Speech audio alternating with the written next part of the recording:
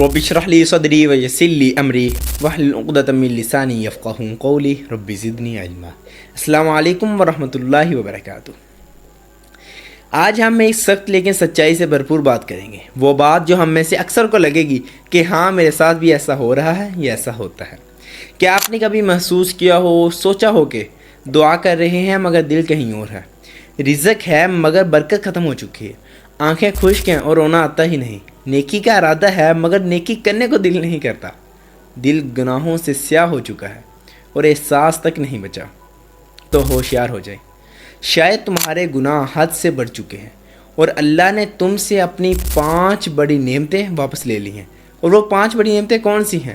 آج ہم اس پر بات کریں گے۔ نیکی کی توفیق۔ سب سے پہلا دروازہ جو بندے پہ بند ہوتا ہے وہ نیکی کی توفیق کا ہوتا ہے۔ بندہ چاہتا ہے کہ یہ کام کروں، یہ کام اچھا ہے، مگر دل ساتھ نہیں دیتا، جسم سست ہو جاتا ہے۔ قرآن میں آتا ہے فَلَمَّا زَاغُوا أَزَاغَ اللَّهُ قُلُوبَهُمْ، جب وہ حق سے ہٹ گئے تو اللہ نے ان کے دل ٹیڑھے کر دیے۔ سچ یہ ہے جب اللہ چاہنا ہی چھین لے تو بندہ چاہ کر بھی کچھ نہیں کر سکتا۔ دعا کی قبولیت۔ بندہ ہاتھ اٹھاتا ہے مگر آسمان سے رابطہ کٹ کر دیا جاتا ہے۔ زبان دعائیں مانگ رہی ہوتی ہے مگر دل کسی اور طرف بھٹکا رہتا ہے۔ قرآن کہتا ہے ان اللہ لا یستحیی من الحق، مگر جب دل گناہوں سے کالا ہو جائے تو اللہ بھی دعا سننا بند کر دیتا ہے۔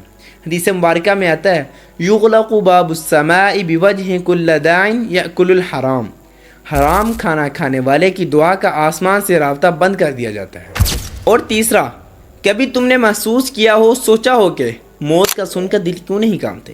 حالانکہ جب صحابہ کرام رضی اللہ عنہ موت کا ذکر سنتے تھے تو ان کی آنکھوں سے آنسو زور و قطار گرنا شروع ہو جاتے تھے۔ قرآن سن کر آنکھوں میں نمی کیوں نہیں آتی؟ یہ اس لیے کہ دل سخت ہو چکے ہیں۔ ثم قست قلوبکم، پھر تمہارے دل سخت ہو گئے۔ حدیث مبارکہ میں آتا ہے دل جب سخت ہو جائیں تو آنکھ بھی خشک ہو جاتی ہے۔ اور چوتھا، رزق سے برکت کا ختم ہو جانا۔ تنخواہ بڑھ رہی ہے مگر برکت ختم ہو چکی ہے، کاروبار چل رہا ہے مگر سکون بالکل نہیں بچا۔ جب اللہ ناراض ہوتا ہے تو برکت کو کھینچ لیتا ہے۔ وَمَن يَتَّقِ اللَّهَ يَجْعَل لَّهُ مَخْرَجًا، جو اللہ سے ڈرتا ہے اللہ اس کے لیے راستہ نکالتا ہے، یعنی کہ جو اللہ سے ڈرنا چھوڑ دیتا ہے، یعنی کہ جو اللہ سے نہیں ڈرتا، اللہ تعالیٰ اس کے لیے دروازے بند کر دیتا ہے۔ اور پانچواں، موت سے پہلے ہدایت کے دروازے کا بند ہو جانا۔ سب سے بڑا نقصان یہ ہے کہ انسان گناہ کرتا کرتا اتنا دور چلا جائے کہ واپس کا راستہ بند ہو جائے۔ قرآن کہتا ہے ختم اللہ علی قلوبہم، سورہ بقرہ کی 7 نمبر آیت ہے، اللہ نے ان کے دلوں پر مہر لگا دی۔ حدیث مبارکہ میں آتا ہے جب بندہ مسلسل گناہ کرتا ہے تو اللہ اس کا دل سیاہ کر دیتا ہے۔ تو کیا کرے؟ اگر ان 5 علامتوں میں سے ایک بھی تمہاری زندگی میں آ گئی ہے تو سمجھ لو گے وقت آ چکا ہے واپس پلٹنے کا۔